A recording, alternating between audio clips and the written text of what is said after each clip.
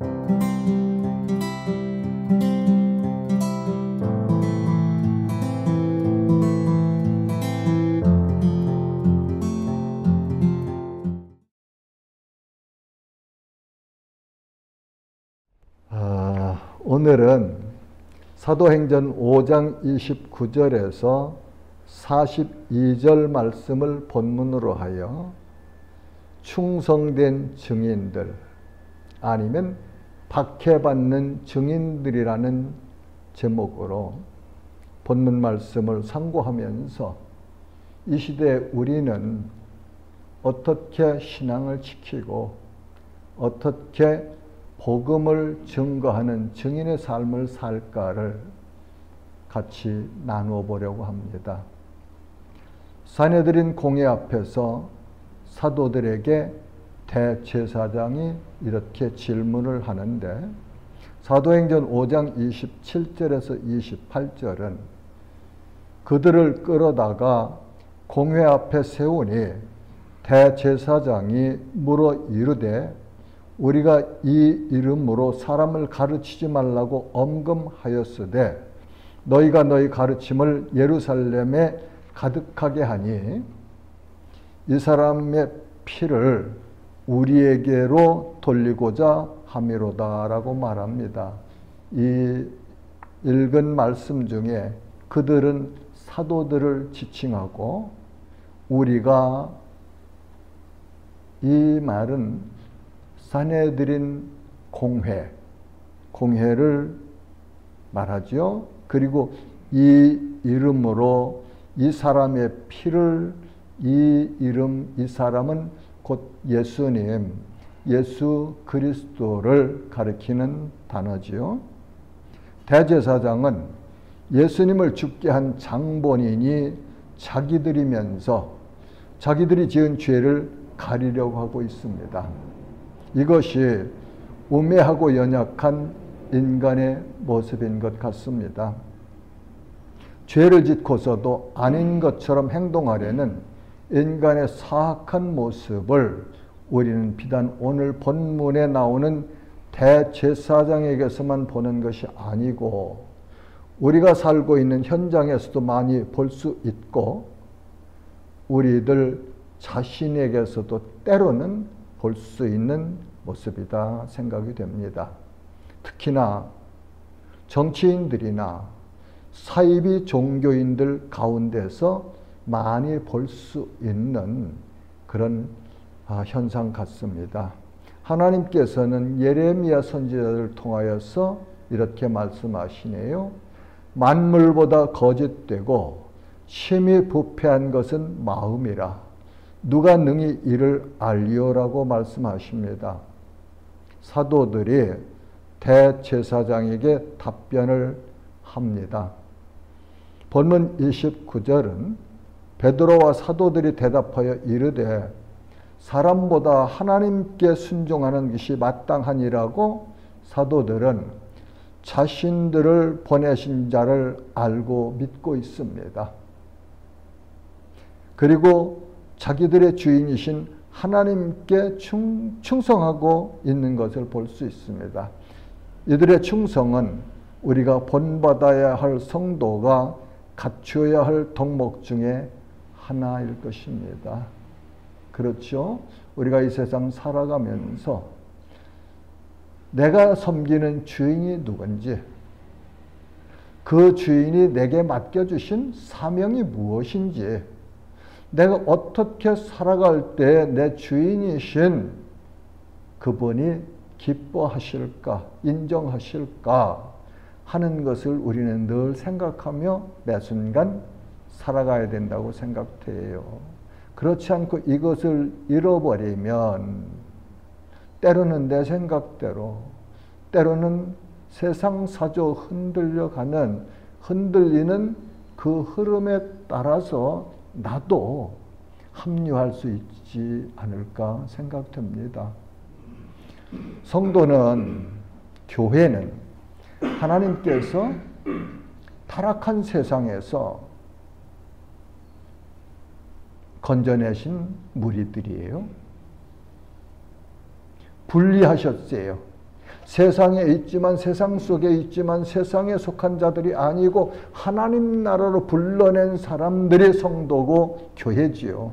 그러면 그 세상 속에 살면서 어떻게 살아가야 되느냐? 언제나 내 주인이 누구시고 내 왕이 누구시고 그분은 내게 무엇을 원하시는가? 왜 우리를 세상 속에 두셨는가? 말하자면 성도와 교회의 사명을 잃어버리지 않고 잊지 않고 늘 바르게 지켜나가야 되는 것이 성경이 우리에게 가르쳐 주시는 성도의 바른 모습이다. 저는 그렇게 정의하고 싶습니다. 예수님은 요한계시록에서 내가 죽도록 충성하라. 그리하면 내가 면류관을 내게 주리라고 말씀하십니다. 그리고 이 땅에 계실 때에 제자들에게 하신 말씀 중에는 충성되고 지혜 있는 종이 되어 주인에게 그 집 사람들을 맡아 때를 따라 양식을 나눠줄 자가 누구냐? 주인이 올 때에 그 종이 이렇게 하는 것을 보면 그 종이 복이 있으리로다. 내가 진실로 너희에게 이르노니 주인이 그의 모든 소유를 그에게 맡기리라. 비유 말씀이시죠. 예수님께서 구속사역을 이루시고 이제 오셨던 곳 하나님이 계신 그 영광의 보좌 우편을 복귀하시면서 승귀하시면서 다시 오시리라는 그 약속을 주셨죠. 그러시면서 그 제자들에게 너희들 깨어 있어라. 깨어 있어라. 그리고 깨어 있는 종처럼 충성된 종처럼 그렇게 살아라. 그렇게 주님을 위해서 복음을 위해서 살아야 된다 하는 메시지로 주신 그런 비유 교훈으로 볼 수 있겠습니다. 사도들이 하나님께 충성한 것처럼 성도들도 하나님의 말씀에 순종하며 충성해야 합니다. 그러려면 내 지식과 경험이나 생각대로 일하지 말고 하나님의 말씀인 성경을 따라 살아갈 때 우리는 하나님의 영이신 성령의 인도하심을 받고 성령의 열매를 맺으며 하나님께서 인정해 주시는 은혜를 누릴 것입니다. 이런 은혜가 우리 모두에게 있으시면 참 좋겠습니다. 잠언 29장 25절 말씀은 사람을 두려워하면 올무에 걸리게 되거니와 여호와를 의지하는 자는 안전하니라.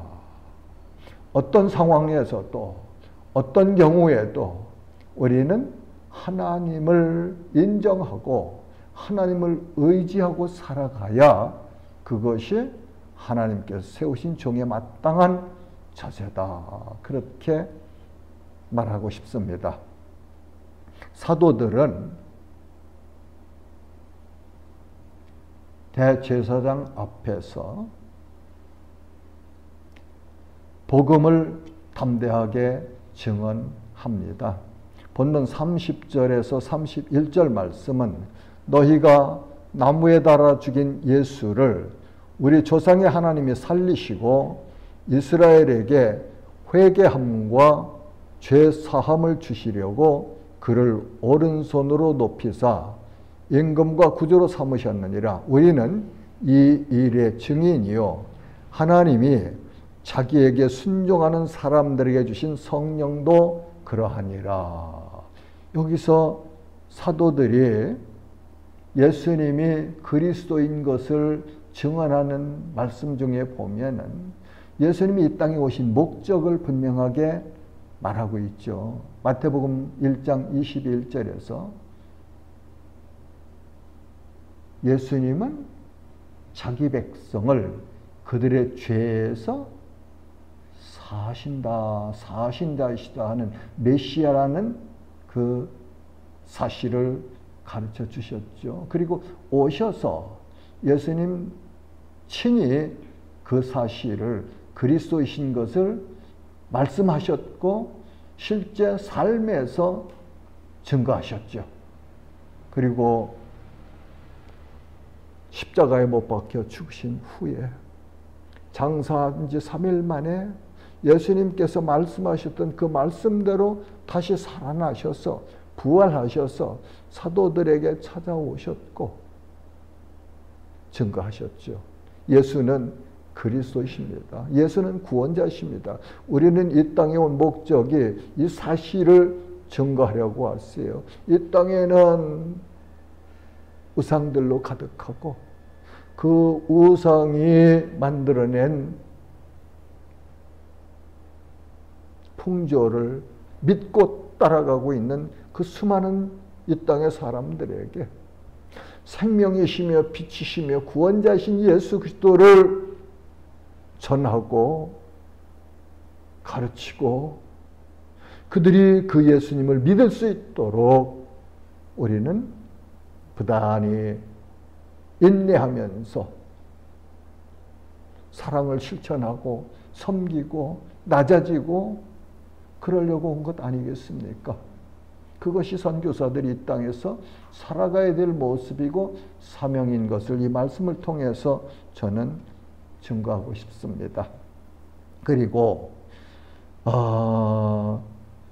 예수가 구주이신 것을 증거하고 그 다음에는 하나님이 자기에게 순종하는 사람들에게 주신 성령도 그러하니라. 성령, 하나님의 영, 거룩한 영, 예수의 영, 그분이 누구에게 임하시느냐? 하나님께 순종하는 자에게 임하신다. 그런 말씀이에요. 그리고 성령께서 하시는 일이 사도들과 같이 예수가 그리스도인 것을 증언하고 계시다. 증거하고 계시다. 그렇게 밝히고 있습니다. 그래요. 예수는 그리스도시죠. 예수 그리스도를 자신의 주님으로 인정하는 자들은 구원을 받습니다. 성경 말씀 요절 인용하고 싶습니다. 로마서 3장 23절 말씀은 모든 사람이 죄를 범하였음에 하나님의 영광에 이르지 못하더니 하나님의 영광, 하나님 앞에 갈 수 있는 길이 없었는데 요한일서 1장 9절과 10절 말씀은 만일 우리가 우리 죄를 자백하면 인정하면 그는 미쁘시고 의로우사 우리 죄를 사하시며 용서해 주시며 우리를 모든 불의에서 깨끗하게 하실 것이요. 죄를 용서해 주시고 불의에서 깨끗하게 하신다는, 의롭게 하신다는 말씀이죠. 만일 우리가 범죄하지 아니하였다 하면 하나님을 거짓말하는 이로 만드는 것이니 또한 그의 말씀이 우리 속에 있지 아니하니라. 로마서 6장 23절 말씀은 죄의 삭은 사망이요 하나님의 은사는 그리스도 예수 우리 주 안에 있는 영생이니라. 아멘. 그렇죠? 네. 하나님의 은사는, 하나님의 선물은 그리스도 예수 주 안에 있는 영생을 죄를 회개하고 죄 용서받고 하나님께 죄 용서받고 우리가 이룰 수 없는, 우리 행위로 삶으로 이룰 수 없는, 그 누구도 이룰 수 없는 의, 하나님께서 요구하시는 그 의를, 하나님께서 예수 그리스도가 이루신 의를 우리에게 선물로 주셔서 의롭다고 인정해 주시는 칭의교리죠. 칭의. 예. 우리가 삶이 의로서가 아니고 본질적으로 이룰 수 없는 불쌍한 우리를 하나님께서 불쌍히 여기서 예수 그리스도를 믿는 그 믿음 안에서 믿음을 보시고 죄를 용서해 주시고 의롭다고 인쳐주시는, 인정해 주시는 그 은혜를 하나님께서 주신다. 그것이 곧 영생이고, 영생을 얻을 수 있는, 영생 하나님의 생명 아닙니까? 시작도 없고 끝도 없는 생명. 그것이 하나님의 생명이 영생인데 그 생명 안에 이렇게 하나님을 순종하는 자들을 성령이 오셔서 거듭나게 하시고 죄사함 받게 하시고 의롭다는 칭의를 받게 하시고 하셔서 하나님 생명에 연합되어서 내가 하나님 생명 안에 있고 하나님이 내 안에 내주하시면서 하나님의 나라를 이루신 그 하나님의 역사하심, 그것이 인용한 로마서와 요한일서를 통해서 우리에게 주시는 은혜다, 선물이다, 그렇게 정의할 수 있겠습니다. 사도들의 답변을 들은 대제사장과 공회원들의 반응을 보면 본론 33절은 그들이 듣고 크게 노하여 사도들을 없이 하고자 할세 사내들인 공회의원들이 화가 크게 났네요. 대제사장의 질문에 사도들이 한 답변을 듣고 전 공회원들이 화가 매우 났네요. 분이 매우 아주 크게 났네요. 그래서 여기 보니까 크게 노하여, 아주 크게 노했네요. 격노했다는 얘기죠. 네. 그 다음에는 그래서 노해서 하려고 하는 일이 사도들을 없이 하고자 할세. 없이 하는 건 거기서 쫓아내는, 지경 밖으로 쫓아내는 것이 아니고 죽이려는 그런 충동을, 생각을 했습니다. 그때 율법 교사인 한 사람 가말레일이 중재를 하네요. 중재자 역할을 하는데 본문 34절 보니까 바리새인인 가말레일은 율법 교사로 모든 백성에게 존경을 받는 자라 공회 중에 일어나 명하여 사도들을 잠깐 밖에 나가게 하고 말하되, 가말레일은 공회원 중에 한 사람이었습니다. 그는 드다라는 지도자와 유다라는 사람의 예를 제시하면서 하나님께로부터 나온 일과 사람이 만든 일은 다르다. 끝이 다르다. 그렇게 제시하면서 이렇게 중재하네요. 38절과 39절 보니까 이제 내가 너희에게 말하노니 이 사람들을 상관하지 말고 버려두라. 이 사상과 이 소행이 사람으로부터 났으면 무너질 것이요 만일 하나님께로부터 났으면 너희가 그들을 무너뜨릴 수 없겠고 도리어 하나님을 대적하는 자가 될까 하노라 하니, 여기 보면은 만일 하나님께로부터 났으면 너희가 그들을 무너뜨릴 수 없겠고 도리어 하나님을 대적하는 자가 될까 하노라 하니, 가말리엘의 이 말은 정확해요. 그렇죠? 너희가 하나님께로부터 난 일이라 무너뜨릴 수 없다. 하나님의 그 능력을, 하나님의 권위를 인정하고 있죠. 가말리엘은. 그러면서 도리어 너희 하는 행동이 하나님을 대적하는 자가 될까 하노라.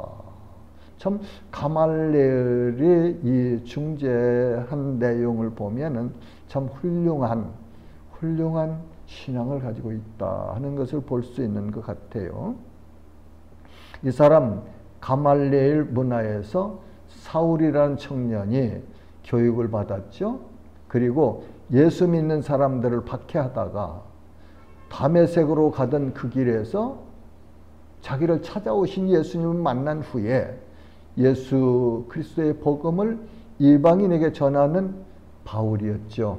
바울이 이 사실 이렇게 말합니다. 나는 유대인으로 길리기아 다소에서 났고 이 성에서 자라 가말리엘의 문화에서 우리 조상들의 율법에 엄한 교훈을 받았고 오늘 너희 모든 사람처럼 하나님께 대하여 열심히 있는 자라. 내가 이 돌을 박해하여 사람을 죽이기까지 하고 남녀를 결박하여 옥에 넘겼노니.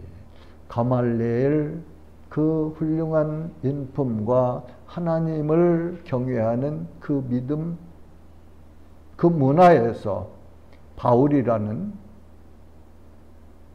위대한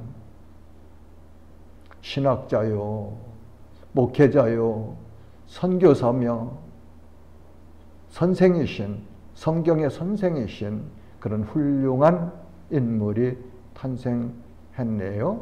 나타났네요. 이를 보면은 우리가 이 땅에서 가르치는 자로, 말씀 맡은 자로 어떻게 살아야 될까 하는 것을 깊이 생각하게 하는 내용이기도 합니다. 자, 이제 지도자들이 가말레엘의 중재를 따릅니다. 본문 40절은 그들이 옳게 여겨 가말레엘의 중재를 옳게 여겼단 말이죠. 사도들을 불러들여 채찍질하며 예수의 이름으로 말하는 것을 금하고 놓으니, 그들은 대제사장이죠. 대제사장 그룹. 사도들을 불러들여서 채찍질하며 물리적인 박해를 하네요. 그렇죠? 물리적인 박해예요. 그리고 예수의 이름으로 말하지 말아라. 말하는 것을 금했다는 것은 예수의 이름으로 말하지 말아라. 그 영적인 적대 행위이죠. 증인으로 선 사도에게 예수 그리스도의 복음을 전하지 말라는 것은 어쩌면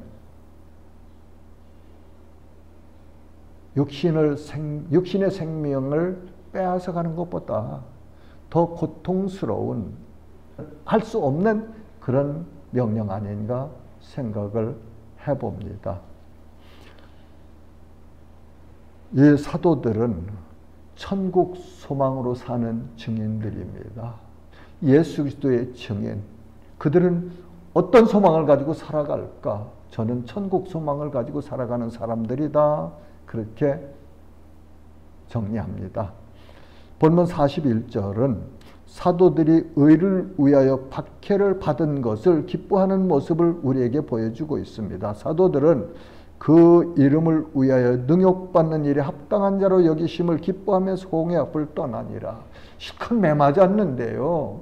예수 이름으로 복음 전하지 말라는 그 공갈 협박을 받았는데 사도들이 어떻게 생각해요? 예수 이름을 위하여 능욕받는 일에 합당한 자로 여기심을 기뻐하면서 하나님께서 인정해 주셨다.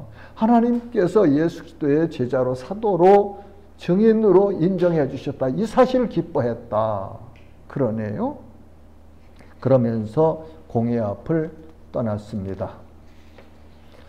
잠언 29장 27절은 불의한 자는 의인에게 미움을 받고 바르게 행하는 자는 악인에게 미움을 받느니라. 예수님은 산상수훈에서 팔복을 말씀하실 때에 마태복음 5장 10절과 12절 말씀은 의를 위하여 박해를 받은 자는 복이 있나니, 받는 자가 아니고 받은 자는 복이 있나니 천국이 그들의 것임이라.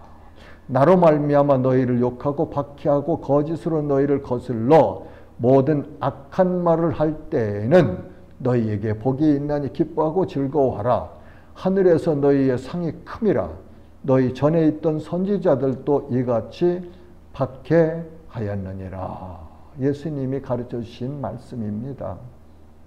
사도들에게 가르쳐 주신 말씀인 뿐만 아니라 예수님이 다시 오시는 그날까지 이 땅에 살아가는 성도들에게, 예수 그리스도의 복음의 증인들에게 주신 말씀이죠. 의를 위하여 핍박을 받은 자는 복이 있나니 천국이 그들의 것임이라. 42절은 증인들의 일상을 가르쳐 주십니다. 그들이 날마다 성전에 있든지 집에 있든지 예수는 그리스도라고 가르치기와 전도하기를 그치지 아니하니라. 아멘. 사랑하는 지체 여러분, 예수님께서 마지막으로 제자들에게 분부하신 말씀을 제가 읽겠습니다. 마태복음 28장 18절에서 20절 말씀은 예수께서 나와 이르시되 하늘과 땅의 모든 권세를 내게 주셨으니 그러므로 너희는 가서 모든 민족을 제자로 삼아 아버지와 아들과 성령의 이름으로 세례를 베풀고 내가 너희에게 분부한 모든 것을 가르쳐 지키게 하라. 볼지어다 때가 세상 끝날까지 너희와 항상 함께 있으리라 하시니라. 아멘. 사도들은요, 예수님께서 분부하신 이 말씀대로 그대로 행한 것을 오늘 우리가 상고한 본문 말씀을 통해서 볼 수 있네요. 그러면서 성령께서는 왜 이 말씀을 기록해서 오늘 우리에게 묵상하고 상고하도록 하셨을까? 너도 이 사도들처럼 그렇게 살아라. 천국 소망을 가지고 하나님의 주권을 인정하고 예수가 구원자라는 사실을 너만 알지 말고 이 사실을 모르고 믿지 못하고 있는 수많은 사람들에게 이 생명의 복음을 전해라 하는 메시지로 주시지 않았을까? 저는 그렇게 생각합니다. 우리 모두 주님의 성령으로 충만하여 세상의 유혹이나 또는 박해, 반대 이기시고 주님 은혜 안에서 그리스도의 사람으로 천국 시민으로 하나님 자녀로 하나님 나라의 종으로 예수 그리스도의 복음의 증인으로 살아가는 승리하는 은혜가 우리 모두에게 있으시기를 주님의 이름으로 축복합니다. 하나님 은혜 감사합니다.